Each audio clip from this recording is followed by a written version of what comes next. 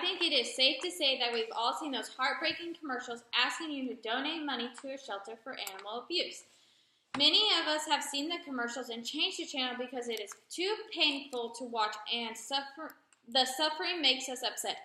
The important issue to address and change is why people abuse and harm animals. The abuse of animals involves things like cruelty, neglect, and complete abandonment. Some people even abuse animals for personal satisfaction. Animal abuse is a crime. You, your family, and friends can help me stop animal abuse. Together, we can educate citizens about animal cruelty and take charge of keeping animals safe.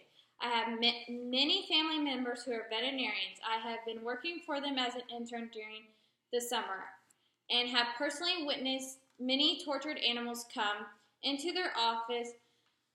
The most common of the animal neglect I have seen at the Brazos Valley Equine Hospital is malnutrition. There are many horses that come through the clinic that are so skinny and their ribs are showing. It takes months and even longer to get their weight back to normal. Animal abuse is sadly committed every day. However, through education and awareness, we can work together to prevent it. In this discussion, I want to focus on two types of abuse and the legalities of this issue and how you can help. Are you aware of the two types of animal cruelty? Did you know that animal abuse is illegal?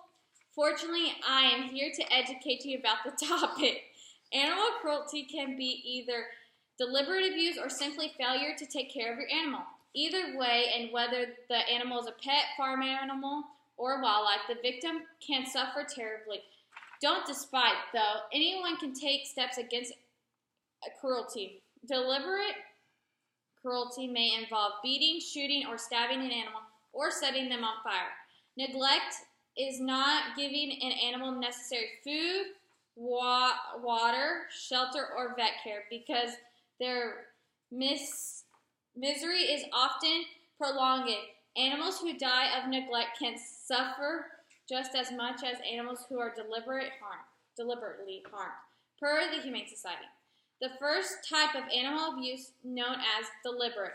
Deliberate is intentionally neglect of animals such as beating your dog with a belt. Deliberate can also involve the torture of animals such as dogfighting and even cockfighting. Failure is forgetting the welfare of animals. This could be forgetting to give them food or water. This could also include forgetting their visits to a veterinarian for their health concerns.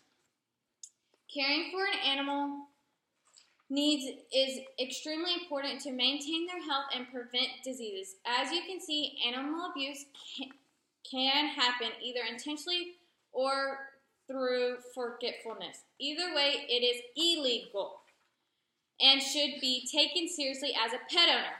To recognize animal abuse or neglect, one needs not to be an expert in any field related to animal or their care. Good common sense with laws and basic familiars with the species' healthy, normal state of usual surface, said Sherry. Animals have rights just like we do. The law have been created to protect domestic animals such as dogs, cats, cattle, and horses. There are even laws to protect wild animals that are not domestic. There are two types of laws that I would like to focus on in this discussion: the Animal Welfare Act and the Human Slaughter Act. The Animal Welfare Act of 1966, also known as the AWA, sets the minimal acceptable standard for animal care.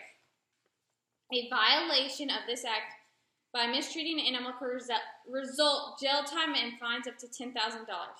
The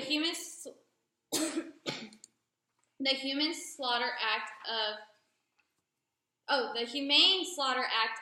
1958 was enacted to protect large animals such as cattle, horses, mules, sheep, and swine. It was designed to decrease the suffering of the the suffering of livestock during slaughter. Violations of this act include imprisonment and fines up to $10,000. Now we are going to talk about the two types.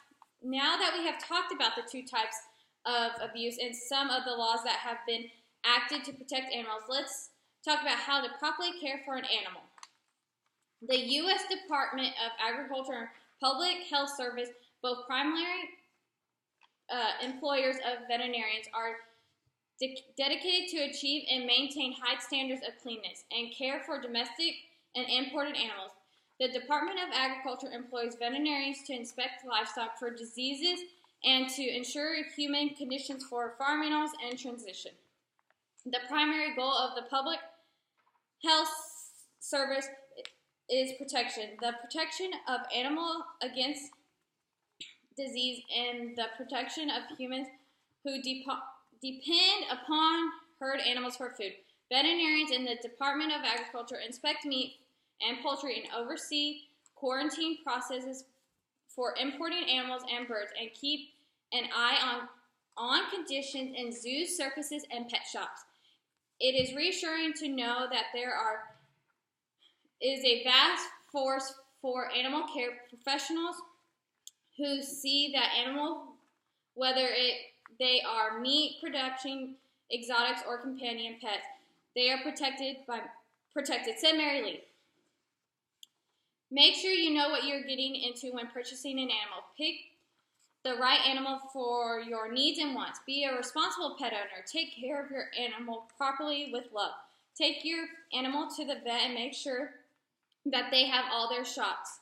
Make sure to give your pet plenty of food and water. In the end, animal abuse of knowing right from wrong. No hitting, beating, or biting your animal. Don't tie them up and leave them unattended without food, shelter, or water. I hope I have explained to you about the different types of animal abuse towards and how to prevent them. The abuse of animals is sadly committed every day. Unfortunately, by understanding the problem, we can prevent this through the education and compassion.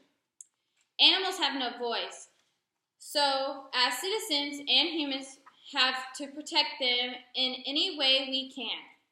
Do not wait. Please call 1-877-213-0900 to help end animal cruelty.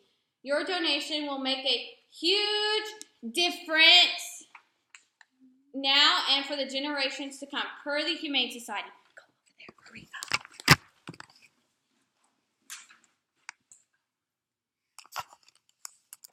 Oh,